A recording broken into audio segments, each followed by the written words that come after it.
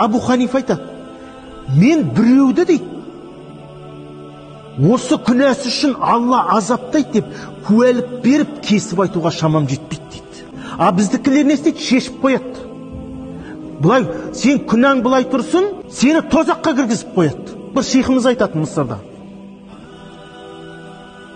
60 жасқа дейін пенсияға шыққанша бір жұмыс істеп дейді. Біз жас маманбыз дейді. Дәрігерде дейді. Сөйтіп ораза ұстаймыз дейді. Анау 60-тағы ақсақал келіп бізді мазақтайды, көзімізде су ішеді, жаңа нелерің бар, жандарын қинайды дейді. Біз оны оңбаған тозақта күйгір деп біз ішімізден ойлайтынбыз да, не деген мынау атеист деп дейді. Анау қалай 60 жасқа толды, пенсияға шықты дейді. Алла субханала тағала оған 30 жыл өмір берді дейді. 90 жасында қайтыс болды дейді.